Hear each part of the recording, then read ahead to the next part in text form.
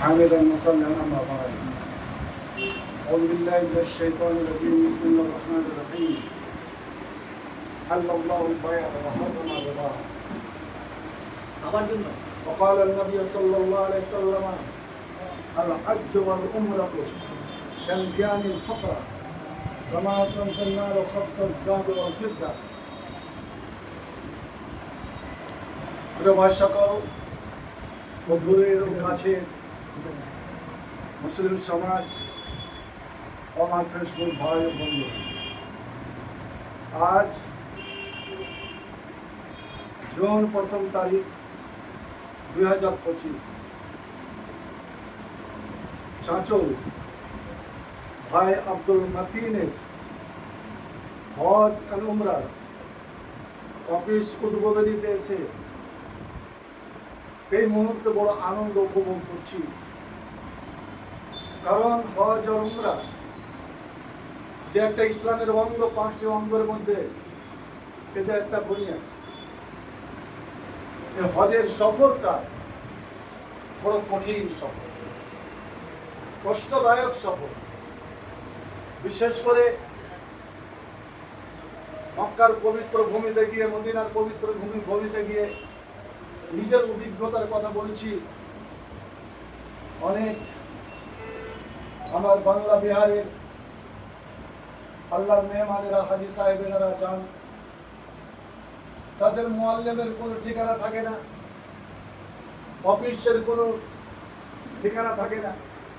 ওখানে গিয়ে তারাকে এতটা অসুবিধার সম্মুখীন হতে হয়, কত হাজিকে দেখে, কত উমরাকারীকে দেখে আমি নিজে কষ্ট পেয়েছি। এবং ওখানকার পুলিশ প্রশাসনের মাধ্যমে ওদের ঠিকানা, ওরা কোন জায়গায় থাকছে, এইভাবে পৌঁছাতে হয়েছে। কারণ আমাদের বাংলার, বিশেষ করে বাঙালি সমাজ, এরা সব সময় সস্তা খুঁজে, তাই এরা সরকারের মাধ্যমে যাওয়ার চেষ্টা করে। কিন্তু ওখানে গিয়ে ওরা ওই সুবিধাটা পায় না, যেই সুবিধা তা আমার পাবলিক সার্ভিস দ্বারা দেয়। এদের মাধ্যমে যারা যায় তারা যে সুখ স্বচ্ছন্দতা অনুভব পায়, তারা কিন্তু পায় না। আমার আব্দুল বাতির ভাই এই উদ্যোগটা যে নিয়েছেন, আমি তাকে আন্তরিক অভিনন্দন জানাই। যে ব্যবসা আল্লাহ রাব্বুল আলামিন হালাল করেছেন, সুদকে হারাম করেছেন, এটা একটা ব্যবসা। আর আত্তাজিরুস সাদুক, যে ব্যবসায়ী সততার সঙ্গে ব্যবসা করে, আরে ব্যবসার মানেই তো লাভ, কিছু লাভ উঠানো, কিন্তু লাভের সঙ্গে আমার দ্বারাই যেন সমাজ উপকারিত হয়, আমি সমাজের জন্য উপকার করতে পারি। বিশেষ করে হজ উমরাকারী হচ্ছে আল্লাহর মেহমান, আল্লাহর গেস্ট, আল্লাহর অতিথি।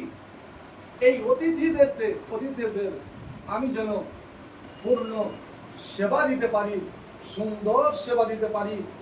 এরা যে শান্তি সহকারে ওখানে যাচ্ছে, ওই শান্তি নিয়েই যেন ফিরে আসে, ওরাকে যেন কোনো অসুবিধার সম্মুখীন দিতে না হয়, করতে সম্মুখীন না হতে হয়। এখান থেকেই যে তিনি তার ব্যবস্থাপনা দিবেন, এই জন্যই তাকে আন্তরিক অভিনন্দন জানাই। যে সত্যকারী যারা সততার সঙ্গে ব্যবসা করে, কিয়ামতের দিন নবী, ওলি, পীর, পয়গম্বরদের সঙ্গে তাদের হাসরটা হবে, তারা উঠবে নবীদের সঙ্গে। অতএব এই ব্যবসাতে সততা অবলম্বন করার কতটা গুণ, কতটা ফজিলত, কতটা সম্মান। এবং যত প্রকারের উপার্জন আছে, দুনিয়া হচ্ছে উপার্জনের জায়গা। তুমি দুনিয়া উপার্জন করো, অর্থ উপার্জন করো, তবে হালাল উপায়ে। নবী করিম সাল্লাল্লাহু আলাইহি সাল্লাম এই মেহনতের উপার্জনটা, তুমি কাঠ বিক্রি করে, লকড়ি ভেঙে লকড়ি বিক্রি করে তুমি উপার্জন করো, কিন্তু ভিক্ষা বৃত্তি করিও না। এটা ইসলামের আদেশ। সততার সঙ্গে ব্যবসাকারীকে আল্লাহ নবী খাস দোয়া দিয়েছেন। একটা হাদিসে প্রসঙ্গে না বললে পারছি না। নবী করিম সাল্লাল্লাহু আলাইহি সাল্লাম একজন সাহাবীকে 10টা দিরহাম দিলেন, অর্থাৎ ধরে নিন আরবের 10 টাকা। এই কুরবানির সময় যাও তুমি মদিনার বাজার থেকে একটা কুরবানি কিনে আনো। হযরত হাকিম বিন হিজাম রাদিয়াল্লাহু তাআলা গেলেন, 10 দিরহামে 10 টাকায় একটা সুন্দর দুম্বা খরিদ করলেন। দুম্বা খরিদ করে নিয়ে আসছেন নবীর কাছে। রাস্তায় অন্য একজন ব্যবসায়ী গিয়ে বলছে, ভাই তোমার এই দুম্বাটা আমার কাছে বিক্রি করবে? যেমন অনেক আমাদের মুআল্লিমেরা করে কি, হাজিরকে নাই নিয়ম মুআল্লিমের কোনো পাতা নেই, অন্যের কাছে বিক্রি করে দেবে হাজিরের কুমড়াকারীদেরকে, দেখছি ওখানে আমাকে দিবে? সে লোকটা প্রতি উত্তরে বললেন, ভাই আমি নবীর জন্য খরিদ করেছি, নবী আমাকে পাঠিয়েছিলেন, আমি কি করে বিক্রি করতে পারি? ও বলল, আমি তোমাকে কততে নিয়েছো? 10 দিরহাম। আমি তোমাকে 20 দিরহাম দিচ্ছি, ওটা ডাবল।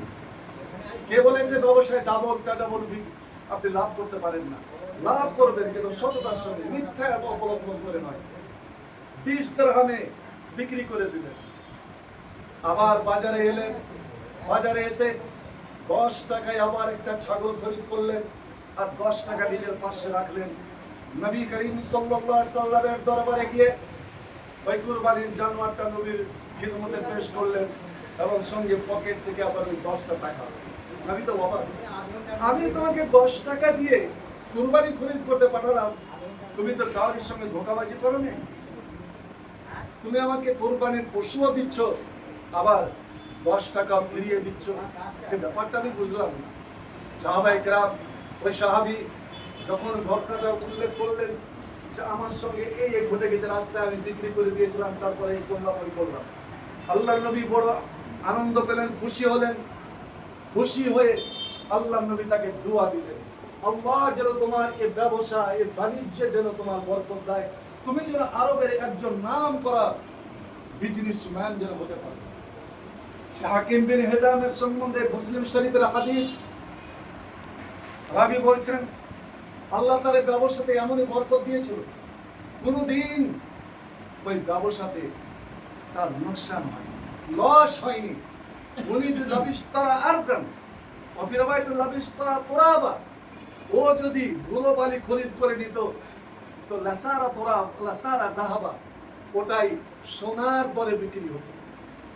তাই মদিনার ক্ষুদ্র ক্ষুদ্র ব্যবসায়ীরা তার পার্টনার হতেন, তার সঙ্গে শেয়ার করতেন, যা আমাকে তোমার ব্যবসাতে শরীক করে না। আমি এটাই আল্লাহর কাছে দোয়া করব, আমার ভাই আব্দুল মাতিন যে উদ্যোগ জানিয়েছেন, আল্লাহ যেন তার এই উদ্যোগকে সফল করে, এই অফিস যেন আগামী দিনে উন্নত মানের হয়, আর আল্লাহর মেহমানদের, হাজি সাহেবরাম এবং উমরাকারীদের পূর্ণ সেবা যেন দিতে পারে, ওনার ব্যাপারে কেউ কোনোদিন যেন কোনো কমপ্লেন না করে, সব কিছু আল্লাহর হাতে। তাই আল্লাহ রাব্বুল আলামিনের দরবারে আমার হাফিজ সাহেব দোয়া করলেন, আমিও আল্লাহর কাছে এটা আবেদন রাখবো, এ রব্বুল আলামিন, এটা হলো হজের মাস, এটা হলো কুরবানির মাস, আর জিলহজের প্রথম 10 তারিখ চলছে। এই পবিত্র দিন, যে দিনগুলো রমজানের চেয়ে কোনো কম নয়, যে জিলহজ মাসের রাত শবে কাদারের চেয়ে কম নয়, তাই এই পবিত্র দিনে, পবিত্র সময়ে আল্লাহ তুমি তোমার বান্দা, তুমি তোমার দাস, তুমি তোমার গোলাম আব্দুল মাতিনের এই উদ্যোগটা, তার এই অফিসটা আল্লাহ তুমি সেবামূলক হিসাবে আল্লাহ তুমি কবুল করে নাও, এবং কোনদিন যেন লসের শিকার না হয়। আল্লাহ আমার ভাই আব্দুল মাতিন, তোমার বান্দা আব্দুল মাতিন যেন কাউরি কাছে কলঙ্কিত না হয়, কেউ যেন এই অভিযোগটা না করে কোনো হাজি ফিরে এসে যা আমাদেরকে সে পূর্ণ সেবা দিতে পারেনি, আমাদেরকে সুন্দর পরিষেবা দিতে পারেনি। না, সবাই এসে তারা এক অপরকে যেন শেয়ার করে যে তোমরা যদি হজে যেতে চাও, উমরাতে যেতে চাও, তবে আব্দুল মাতিনের সঙ্গে যোগাযোগ করো। এবং আব্দুল মাতিনের সহকর্মী আরো যে কয়েকজন রয়েছে, আমার আজিজ, আমার প্রিয় ছাত্র রুহুল আমিন মুলবি আফসার, যে আমার চাচল 2 নম্বর ব্লকের ইমাম মুয়াজ্জিনের প্রেসিডেন্ট, তাদের সঙ্গে যোগাযোগ করো, কিন্তু তুমি সুন্দর ব্যবস্থা পাবে। তুমি যদি হজ করতে যেতে চাও, উমরা আদায় করতে চাও, তবে তুমি এর মাধ্যমটা ধরো, ইনশাআল্লাহ তোমার এর সফর কামিয়াব হবে, তোমার এর সফর তোমার সাকসেসফুল হবে। আল্লাহ রাব্বুল আলামিন যেন আল্লাহ আমাদের সকলের আমিনকে যেন কবুল করেন। আর আমার ভাই আব্দুল মতিনের এই উদ্যোগটাকে যেন আল্লাহ কবুল করেন, তার অফিসকে যেন কবুল করেন, তার ব্যবসা আগামী দিনে যেন আরো উন্নত মানের হয়, এটাই আমি আল্লাহর কাছে কামনা করি। আমার তৌফিক ইল্লা বিল্লাহ।